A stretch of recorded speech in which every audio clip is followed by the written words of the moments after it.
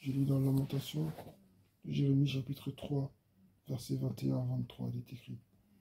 Voici ce que je veux méditer pour garder l'espoir. Les bontés de l'Éternel ne sont pas épuisées. Ses compassions ne prennent pas de fin. Elles se renouvellent chaque matin. Sa fidélité est grande. Amen. Amen. La fidélité de Dieu nous donne la force, l'envie, le courage de vivre et d'avancer. Amen. Amen. Connaître qui est Dieu nous donne la force de vivre et d'avancer dans la vie chrétienne. C'est bien de recevoir de Dieu, de recevoir ses bénédictions, d'être exaucé dans les sujets de prière. C'est bien de recevoir de sa part des dons divers.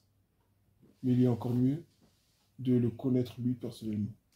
Amen. De savoir qui il est, qu'est-ce qu'il aime, qu'est-ce qu'il n'aime pas. On sait tous que Dieu n'aime pas le péché. On sait tous que Dieu est amour, c'est vrai. Mais le connaître un peu plus profondément. Beaucoup d'entre nous, nous connaissons Dieu uniquement au travers de ce qu'il fait, au travers de ce qu'il a réalisé, au travers de ce qu'il a accompli. Mais très peu cherchent à connaître Dieu dans son caractère, dans sa personnalité. La Bible dit que Dieu se met en colère, que Dieu est furieux. Des fois, tu vois que Dieu est triste. Des fois, tu vois que Dieu, il est heureux aussi. Des fois, aussi, il se moque de ses ennemis.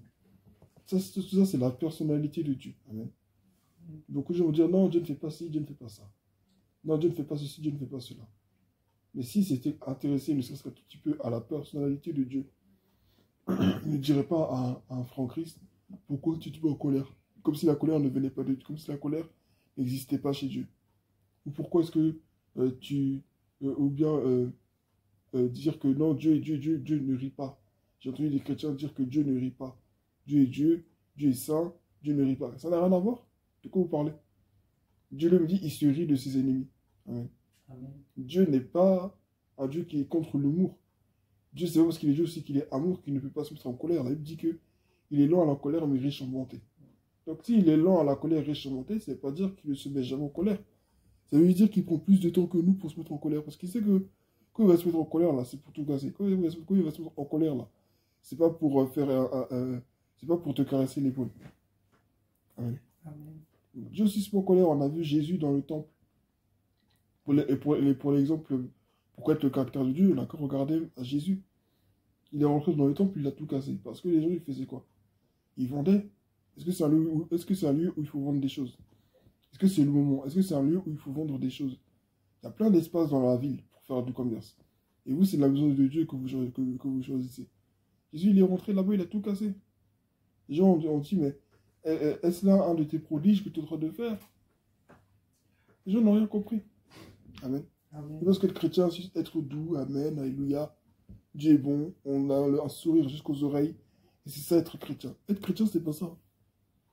Être chrétien, c'est être comme Jésus. Et quand tu vois comment Jésus, il est là. Jésus, il est radical. Jésus, il est véridique. Je te regarde droit dans les yeux, quel que soit ton âge, et je te dis la vérité. Il peut te le dire avec respect. Mais quand tu lis le livre de Luc, de Jean, les livres comme ça, les évangiles, surtout le livre de Luc où c'est précisé, le livre de Jean, il y a ça à résumer, mais tu vois des fois comment Jésus parle aux gens. Jésus, il est direct. Jésus, il est franc. Jésus n'a pas peur de dire la vérité. Jésus n'a pas peur de dire, si vous voulez rester, si vous voulez pas partir. Mais quand Jésus dit ça, il dit ça à qui? Il y a des gens qui sont plus âgés que lui. Il y a des gens qui pensent que, non, mais c'est Jésus, il est Dieu, donc c'est pour ça qu'il parle comme ça. Non.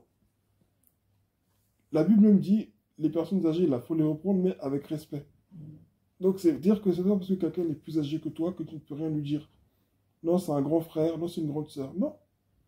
Il faut le faire asseoir, il faut aussi discuter avec lui, dire, voilà, ça, je ne suis pas d'accord avec ça.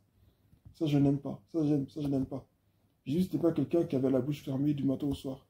Lui, ce qui l'intéresse, c'est juste sauver les gens. Donc, il va faire des miracles. Il va jouer un peu avec des enfants parce qu'il aime les enfants. Il dit, laissez venir à moi les petits-enfants, ne les chassez point, parce que le royaume des cieux est à eux. Donc, il va jouer un peu avec les petits-enfants. Il va entrer dans les maisons, là où on l'a invité. Il va chasser les démons. Et puis, à la fin, on va et puis quoi? Il va s'arrêter sur des collines, là. Il va nous donner quelques enseignements sur le royaume des cieux. Le royaume des cieux est comme ceci, comme cela. Et puis après, il va aller à la croix. C'est ça? Non, Jésus n'a pas fait que ça. Amen. Amen. Jésus a dit la vérité aux gens, comme Jean-Baptiste. Il a vu Hérodiade passer, il a dit, que tu es dans l'adultère, non, en cas, non, à Hérodiade et Hérode, il leur a fait la remarque, Jean-Baptiste. Il a dit, Hérode, tu as pris la femme de ton frère. Vous êtes dans l'adultère. Raison pour laquelle il a été arrêté plus tard. Et qu'on va lui couper la tête. Un enfant de Dieu, c'est celui qui dit la vérité. C'est ce qu'on voit avec tous les prophètes qui sont passés avant Jésus. Ils sont impliqués dans la vie politique de leur nation. Et ils en parlent. Amen. Amen. Amen. Amen. Être enfant de Dieu, c'est ressembler à Jésus. Et quand tu sais qui est Jésus, quand tu sais qui est Dieu, tu ne peux pas t'arrêter de croire en lui juste parce que tu as eu un moment difficile. C'est plus que important pour un enfant de Dieu de connaître la personnalité de Dieu. Dieu est bon, Dieu est puissant, oui, ça on sait. Mais qui il est, lui, personnellement, qui il est? C'est très important de connaître Dieu, pas juste par ce qu'il fait, mais pour qui il est. Et quand je sais qui est Dieu, et que je traverse un moment difficile, je ne peux pas être découragé, je ne peux pas être faible. Parce que je sais qui est Dieu. Dieu est qui? Dieu est amour. Donc le monde difficile, là, les gens qui m'attaquent, qui se moquent de moi, qui me traitent de la mauvaise façon, là, j'ai conscience que Dieu m'aime, donc il ne va pas me laisser comme ça indéfiniment.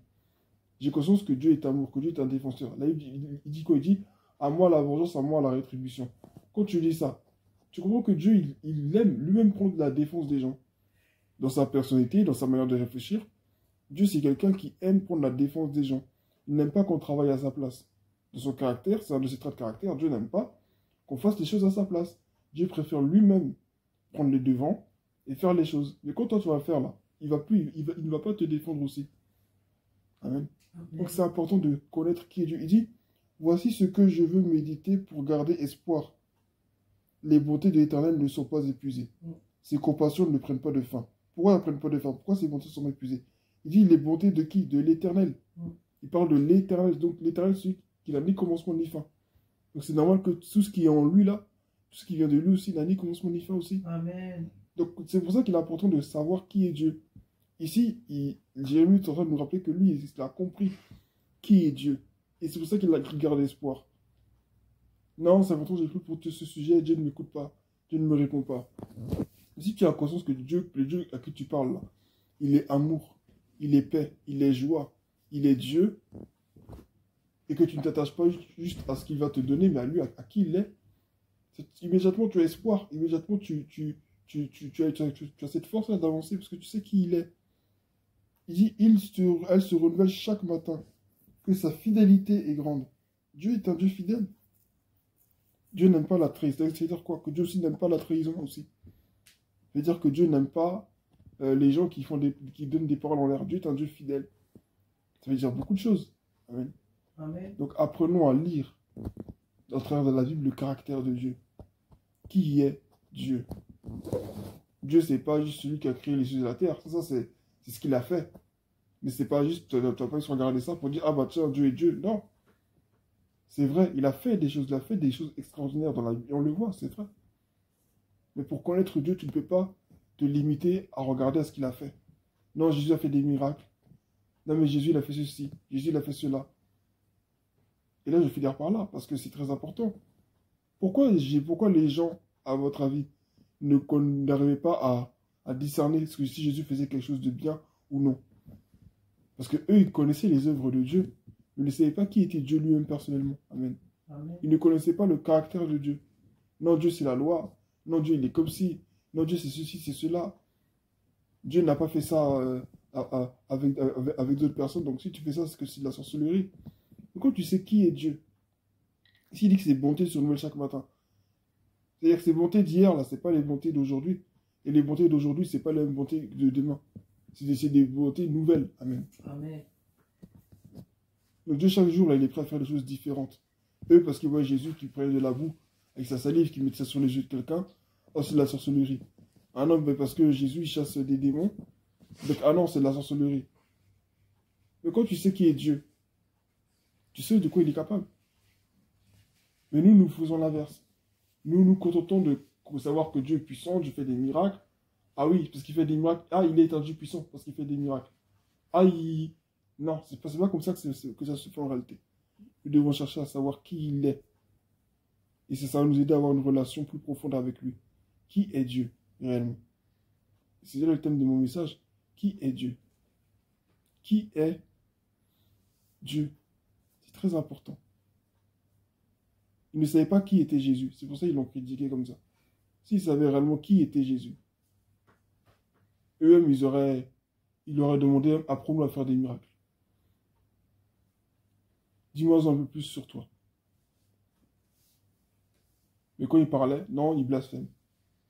Non, c'est pas le Fils de Dieu. Amen. Amen. Donc ce matin, je t'exhorte, toi qui m'écoutes, à chercher à découvrir qui est Dieu. J'en parlais avec un grand frère comme ça dans la foi. Et c'était vraiment très intéressant. Nous ne pouvons pas nous contenter de savoir que juste ce que Dieu fait. Et parce que c'est comme ça au final que beaucoup de gens cherchent les bénédictions, sans chercher le Dieu des bénédictions. On cherche les prophéties à gauche, à droite, mais Dieu lui-même, on s'en fout. Qu'est-ce que c'est? Ça, c'est méchant. C'est très méchant. Et on prétend aimer Dieu. Non, nous n'aimons pas Dieu. Amen. Nous n'aimons pas Dieu en réalité. Quand nous cherchons à avoir que ce que lui peut nous donner, et que sa propre personne, on s'en fout, c'est pas ça, aimer Dieu.